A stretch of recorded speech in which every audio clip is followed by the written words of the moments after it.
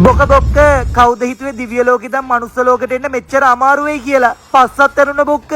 මට හැමෝම කියන්නේ දෙයියන්ගෙත් දෙයිය චාලෙත් දෙයිය කියලා. මොකද බොක මන් තරම් ආශ්චර්ය පෙන්නපු දෙයියෙක් මේ තුන් ලෝකෙම නැති හින්දා. අඩෝ මං ගොඩක්ම මේ මනුස්ස ලෝකෙට කැමති බොක්ක අප්‍රේල් මාසෙට. මොකද මෙහි හොඳට කන්න තියෙනවනේ. මගේ දෙයියෝ ඔබතුමා කොහෙද වැඩියේ? දෙවිය මම මෙයාව පෘථිවි තලයේ ගාල්ල ප්‍රදේශයට මගේ දිවා ආහාරය සඳහා. තමුසර මම කියලා තියෙනවා නේද දිවි විමානේ තියෙන රංකස් ටික නාස්ති කරන්න එපා කියලා. ඌව ගන්න තමුසර කොහෙන්ද සල්ලි? මං කලින්ම කිව්වනේ බොක්ක මන් තරම් ආශ්චර්ය පෙන්නපු දෙවි කෙනෙක් නෑ කියලා. දැන් දන්නවනේ බොක්ක මං සල්ලි හොයන්න කරපු ආශ්චර්යය මොකද්ද කියලා. මේකට තමයි කියන්නේ දෙයියන්ගේ මල්ලි කියා කිව්වේ සල්ලි වලට තමයි කියලා බොක්ක.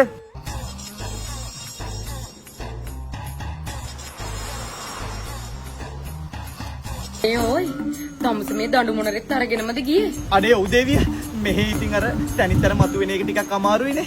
මං ඉතින් ලේසියට දඬු මොනර අරන් ආවා. දැන් අර ජාලියයි ක්‍රිෂ්ණ ජීනයි ශිල්ප ක්ලාස් යන්නේ කොහමද? ඔය දඬු මොරේ අරන් වහාම එනවා දැන්. වහාම එනවා. අද නම් මගේ දේවියට හොඳටම මල පැනලා තියෙන බුක්ක. මං ඉතින් දිව්‍ය ලෝකෙට යන කලින් මනුස්ස ලෝකෙ මොනවා හරි අරන් යන්න ඕනේ කියලා ඒ ළඟපාත කඩේකට ආවා. දෙවිය මෙහි මාර ගැජමැටික් ටිකක් නේ තියෙන්නේ. අයියේ මේ වෙයි නැගන උඩ යන ක්‍රමයක් නැද්ද? ඕක අරගෙන ගහගනින්. දේවිය කියන දේ කලින්ම අහලා මට දඩු මොනර අරන් එන්න නැතුව ඉන්න තිබ්බේ බොක්ක. දඩු මොනරගේ තෙල් ඉවර වුණා. අඩෝ කිසිම දෙයියෙක්ට මේ වගේ දෙයක් නම් වෙන්න එපා.